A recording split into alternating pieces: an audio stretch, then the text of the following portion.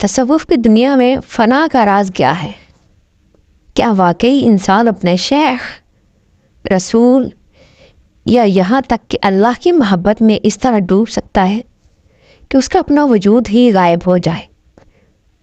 آج ہم بات کریں گے اس انتہائی گہرے روحانی سفر کی جہاں فنا فی الشیخ سے لے کر فنا فی اللہ تک کے مراحل انسان کو اس کی اصلیت سے روشناس کراتے ہیں۔ یہ ویڈیو آپ کے ذہن میں موجود ہر سوال کو اس طرح کھولے گی جیسے آپ نے سوچا بھی نہ ہوگا۔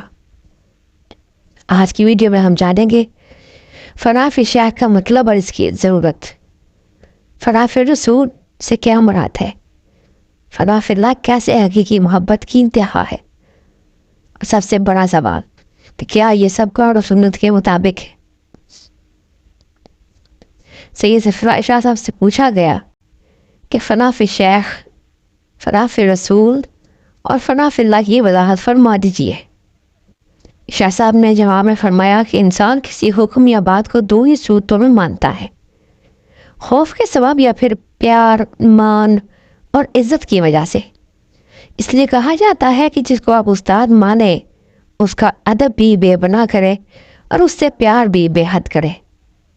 جب آپ استاد کی محبت میں اس طرح ڈوب جاتے ہیں کہ آپ کی ذات کوئی ذات ہی نہیں رہی، استاد کہتا ہے کہ یہ دن ہے تو آپ رات کو بھی دن کہنے لگتے ہیں، وہ کہتا ہے یہ صحیح ہے تو آپ نے کہا جی بالکل۔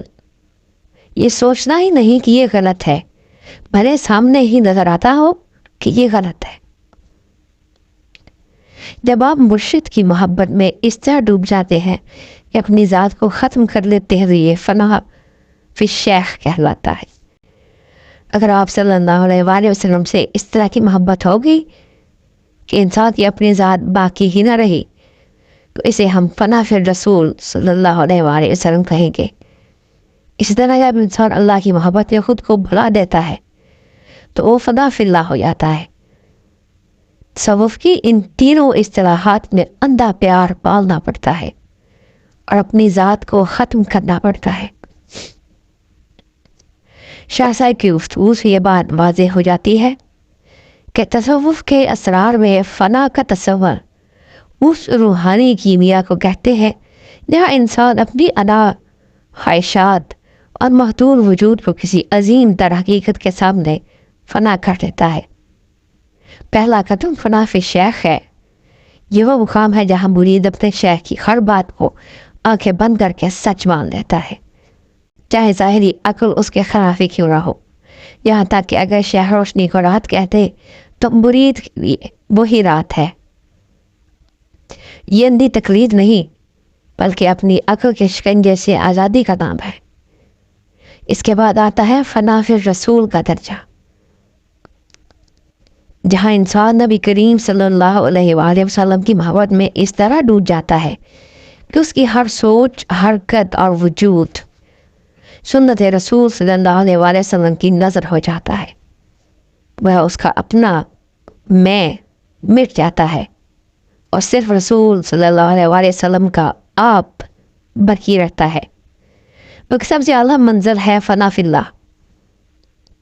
یہ وہ مقام ہے جہاں بندہ اپنی ہستی کو اللہ کی محبت میں اس طرح گم کر دیتا ہے کہ اسے اپنا وجود بھی اللہ کا پرتاؤ محسوس ہوتا ہے۔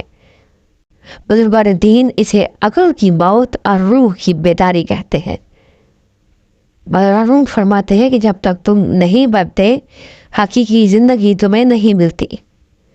مگر یاد رکھیں سب کچھ قرآن و سنت کی حدود میں رہتے ہوئے ہے۔ جیسے اللہ تعالیٰ فرماتا ہے کہ ہر چیز فنا ہونے والی ہے، صرف اس کی ذات باقی رہے گی۔ فنا کا یہ سفر در حقیقت اسی سورہ رحمان کی آیت کی عملی تفسیر ہے۔ تو دوستو، کیا آپ کے اندر یہ ہمت ہے کہ اپنی میں کو کسی عظیم حقیقت کے آگے فنا کر دے؟ اگر نہیں تو کیا وجہ ہے؟ کمنٹس میں ہمیں ضرور بتائیے گا۔